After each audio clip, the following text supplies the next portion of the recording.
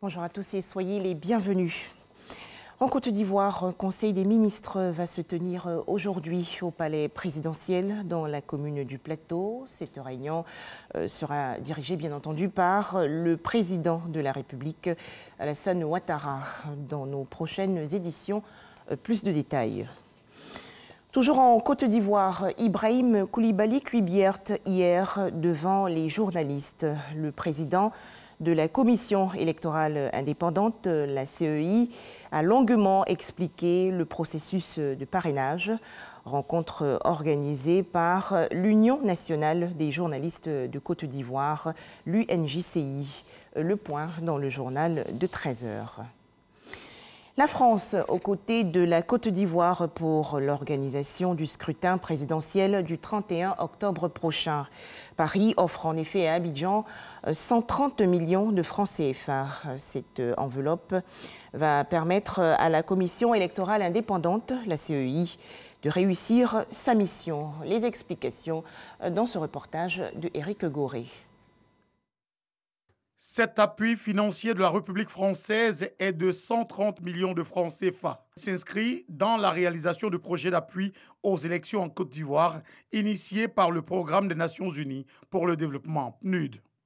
La signature de l'accord de la contribution entre la France et le PNUD a été suivie d'échanges de parafeuilles. À travers cette contribution financière, la France entend donc jouer sa partition pour réussir les élections en Côte d'Ivoire.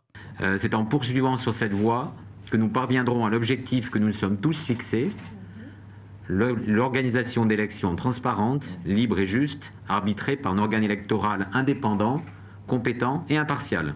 La contribution financière de la France va aider à la transparence des élections, selon la représentante résidente du PNUD en Côte d'Ivoire.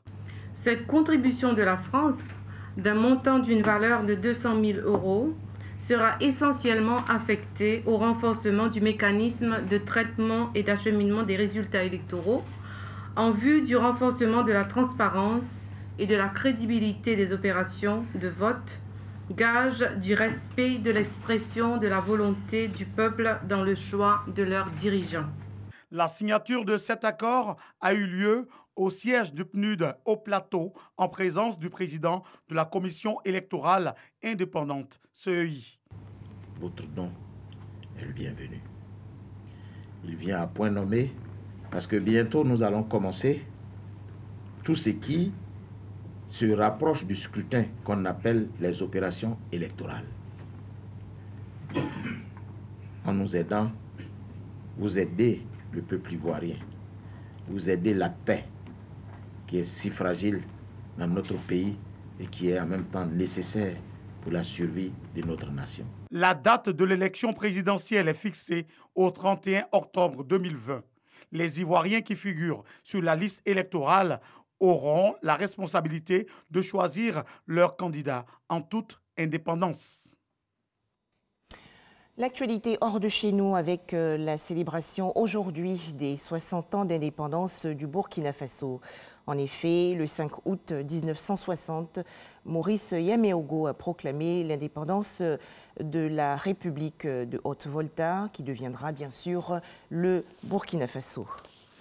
Enfin, une double explosion a frappé Beyrouth, la capitale du Liban, hier, faisant au moins 100 morts et plusieurs blessés dans la ville dévastée.